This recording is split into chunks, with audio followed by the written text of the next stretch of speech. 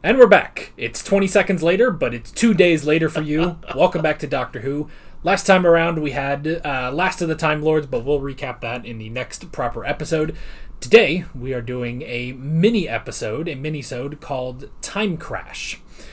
Now, this will have nothing to do with the Titanic. This is for the Children in Need charity, and it's a very interesting, fun one. Has no bearing on the plot of anything, and it probably also doesn't have subtitles because I had to find this on a 16-year-old upload to YouTube. So, you have any quick thoughts before we get into it, or no? I'm just going. What the heck are we going to watch here? Well, it's interesting. Why don't we just get to it? All right. I don't know if it's going to be edited or not, but here it is. Let's go. What's your problem? Right, just settle down now. Oh, excuse me. So sorry. What? What?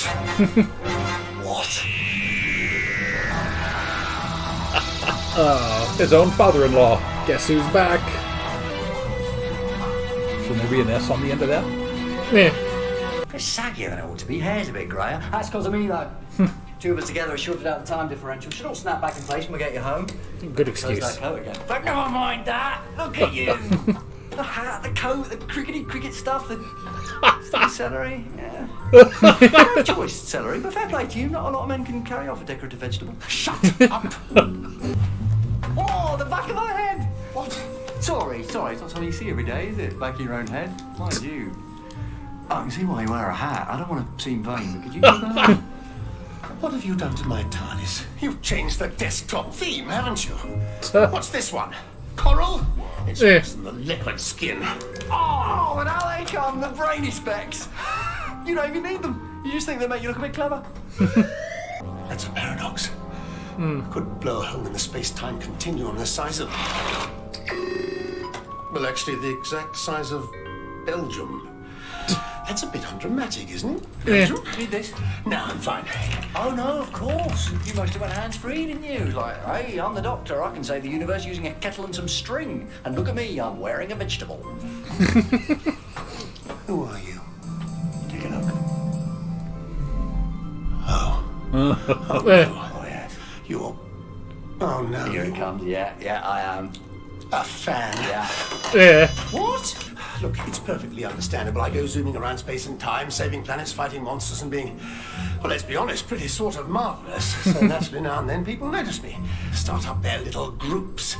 That Linda lot. Are you one of them?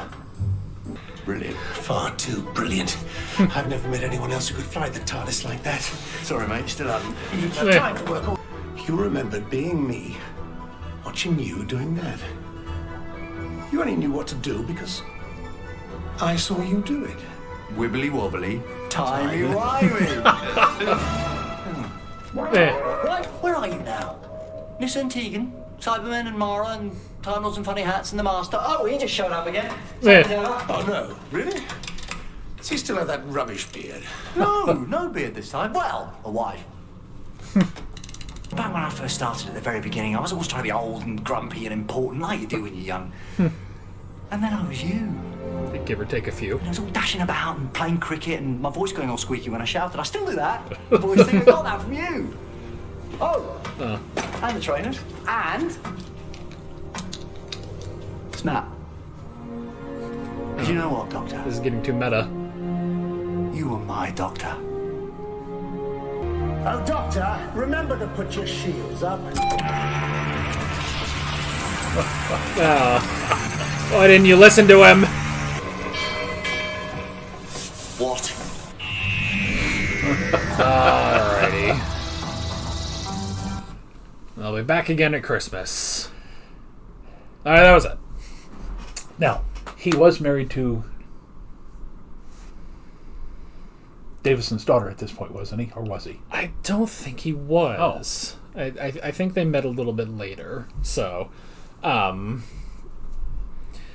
I don't think... I guess I could be wrong, but I don't think so. But it is a funny thing.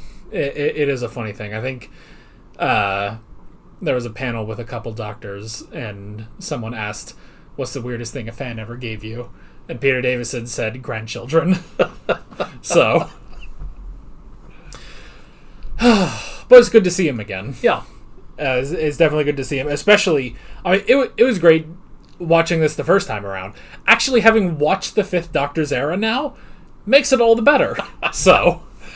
And now, when was the Five-ish Doctors reboot? Well, that was the Five-ish Doctors reboot. That's after this. Yeah. Yeah, that's around the 50th anniversary. All right. So, in that one, he was considerably older than he appears here. So it's just it's interesting to have seen him in his original form, then see the Five-ish Doctors reboot, and now we see this, and he's kind of in between the two of those. On top of the fact that we saw him in the EastEnders crossover, and he was a little older in that. Yeah. So every like 10 years or so, we just pop in on Peter Davison and see how he's doing. And he was in Good Omens too, wasn't he? Yeah. Yeah, he was Job in the second season. It was like the best part of the second season was that story. So, but yeah, now actually watching this again and understanding everything about it, it's like, all right, you're back in the day, Nyssa and Tegan, and the Cybermen dealing with all that, and the Master, and he just came back again. So I like how they mentioned the Mara. Oh yeah, that. Now that you mention it, that is not the last time the Mara is going to be mentioned in modern Doctor Who. It'll be a while, but as long as it doesn't come back, they can mention it all they want. It so far has not come back, but I fear the day that Russell T Davies will bring back the Mara. But I do also think if anyone could make the Mara good, it might be Russell T Davies. Yeah. So I don't know. Ugh, yeah. Shudder. If you don't know our objections to Kinda and Snake Dance, go back and watch. Snake Dance was better. Not by much, but it was better. It was a coherent 4-part story as opposed to Kinda. So it's like saying arsenic is better than strychnine. Yeah, so but moving on.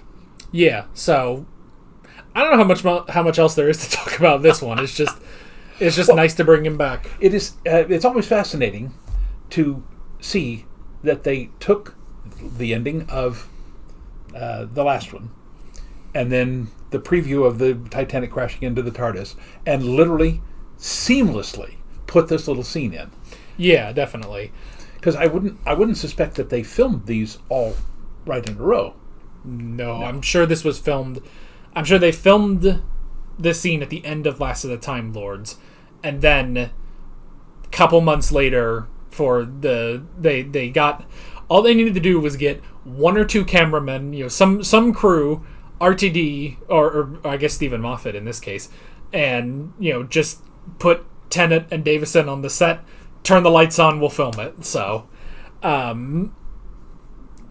it's like I'm sure this was filmed months later, but they do, you're right, they seamlessly, even a bit more so than Born Again with the 10th Doctor, where that one, I feel like there's a distinct difference at what point they sort of switch over, because there's like a whole thing where it's Tennant and Rose and they're doing the scene, but then it kind of cuts and then the lighting is a bit different and the TARDIS and he's running around, and it's just like I don't know, some of these, like, you can kind of tell which are shot in different times, whereas this I think you're right, it's much more seamless to do. So but I always enjoyed that. I remember that I guess it was a Deep Space Nine episode where they put those people into the original Star Trek footage.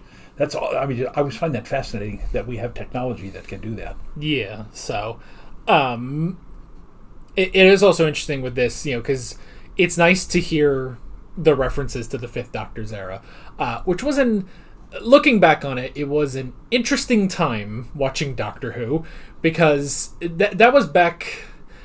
I would say that was back in classic Doctor Who, where it was kind of a shot in the dark on what kind of episode you were going to get. Sometimes you would get a very interesting episode, and sometimes you wouldn't get an interesting episode, and then they would tell you it was interesting. They try to gaslight you into thinking it was a good episode, but it wasn't a good episode.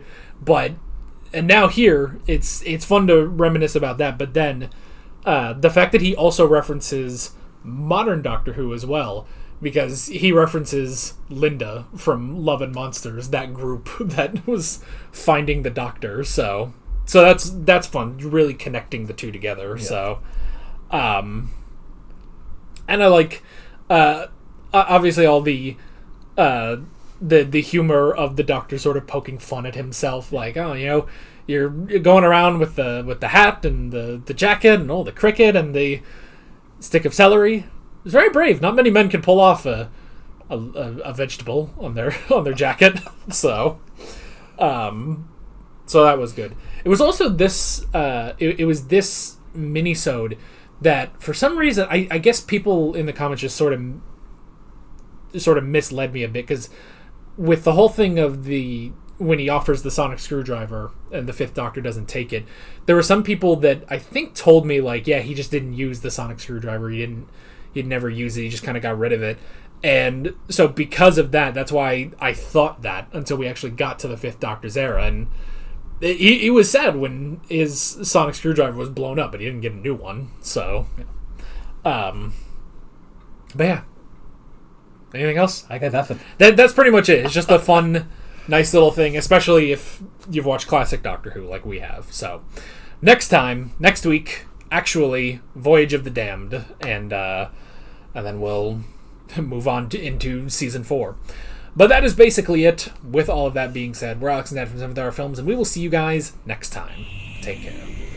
Alright guys, thanks for watching this video. This is the second time I've done this kind of outro in the same day, so I don't really need to repeat myself. You guys probably have the gist of it by now. There's playlists, there's a Patreon button, there's a subscribe button, there's a whole bunch of stuff on screen that probably none of you ever click. So, see you guys next time.